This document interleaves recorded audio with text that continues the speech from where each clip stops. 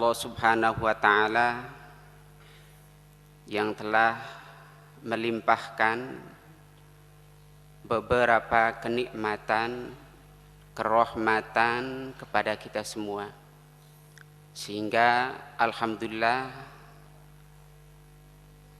pada pagi kesempatan ini kita masih diberikan kemudahan untuk selalu bisa istiqomah dalam kajian ilmu tafsir.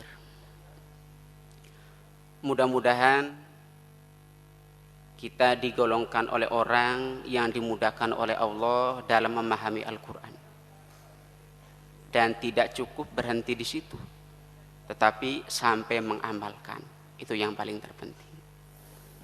Yang kedua kalinya, sholawat beserta salam mudah-mudahan dilimpahkan selalu kepada junjungan kita Nabi Agung, Nabi besar Muhammad sallallahu alaihi wasallam, dengan satu harapan, mudah-mudahan kita digolongkan umat yang mendapat syafaat kelak di yaumil qiyamah. Amin ya rabbal alamin.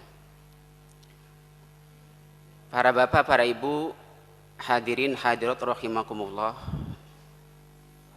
mari kita bersama-sama untuk mengoreksi kembali,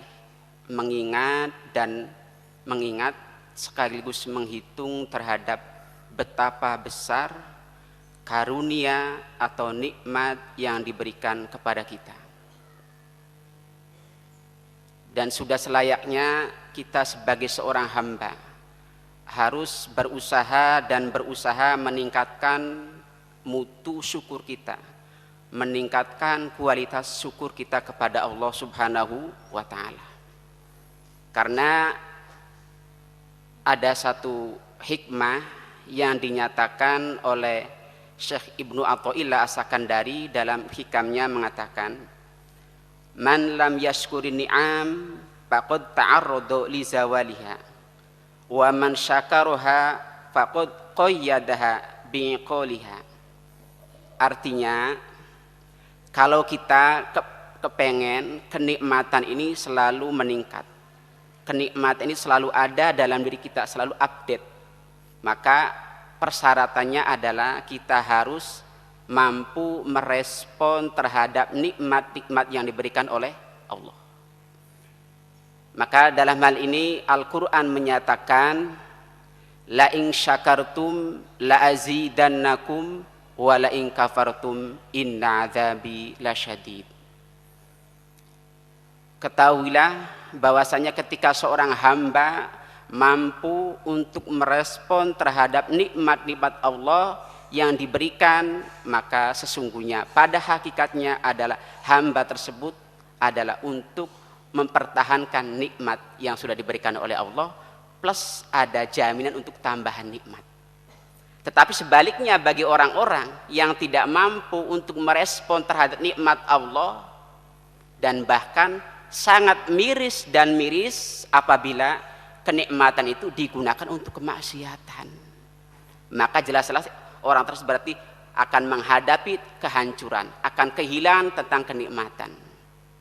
Dan bahkan ada sabda Nabi yang mengatakan ada dua nikmat di antara sekian banyak manusia, di situ tertipu. Ada. Di antaranya dikatakan ni'matani maghbunun fihi makasirun nas as-sihha wal firag.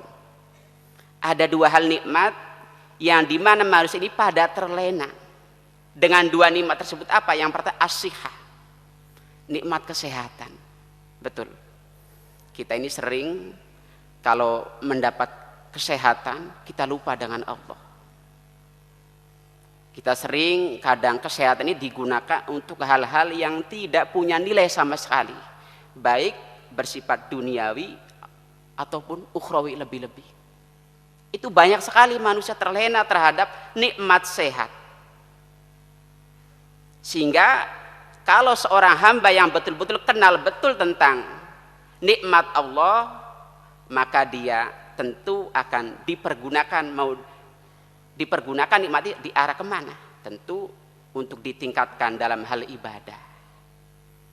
Ini yang pertama. Kemudian yang kedua, kata Nabi, nikmat lagi yang banyak di antara umat manusia terlena dengan dua nikmat ini. Yang kedua adalah wal faragh, kesempatan. Kesempatan. Di saat muda kita tidak beribadah, waktunya dihambur-hamburkan. Di saat muda kita tidak untuk menuntut ilmu, juga termasuk tertipu dengan nikmat kesempatan. Di saat ada kesempatan peluang besar untuk kita memacu beribadah, kita malah terlena. Maka Allah menyatakan dalam Al-Qur'annya, wal asri, demi waktu asar. Sebetulnya ada apa sih? Allah sampai-sampai bersumpah terhadap waktu asar, karena yang namanya waktu itu adalah merupakan karunia yang paling terbesar untuk kita.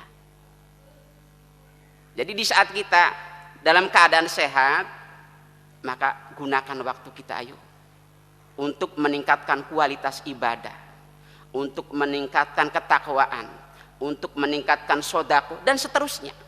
Itu adalah kenikmatan yang harus kita respon, harus kita apresiasi. Tetapi kalau tidak, maka kita akan mengalami penyesalan, dan bahkan orang di akhirat nanti rata-rata penyesal itu adalah soal waktu. Kenapa soal waktu? Nah, kita sering terlena dengan waktu, terlena dengan kesehatan. Maka dalam hal ini perlu kita tekankan, di saat kita longgar, ayo kita tingkatkan ibadah, tingkatkan silaturahim, tingkatkan untuk yang namanya bersedekah. Itu adalah waktu untuk kita. Makanya di saat kaya, ayo kita berpikir. Jangan di saat kaya kita diem aja. Berpikir bagaimana caranya untuk berlomba-lomba, gimana caranya harta ini kira-kira bermanfaat untuk umat Nabi Muhammad. Nah itu. Di saat longgar, ayo kita gunakan waktu kita untuk meningkatkan ibadah. Dan ternyata kebanyakan manusia ini adalah menghambur-hamburkan waktunya. Sehingga nanti di akhirat yang ada hanya bentuk penyesalan. Nah, maka Ibnu Athir As-Sakandari memberikan satu pendidikan kepada kita di saat kita mendapat nikmat oleh Allah, baik nikmat yang kecil maupun nikmat terbesar, baik yang dirasa ataupun yang tidak terasa. Bahkan kalau saya lihat, kenikmatan yang paling banyak itu kenikmatan yang tidak terasa loh. Betul. Karena apa? Kita tidak sadar terus kok. Hartanya udah melimpah, udah banyak, berkurang.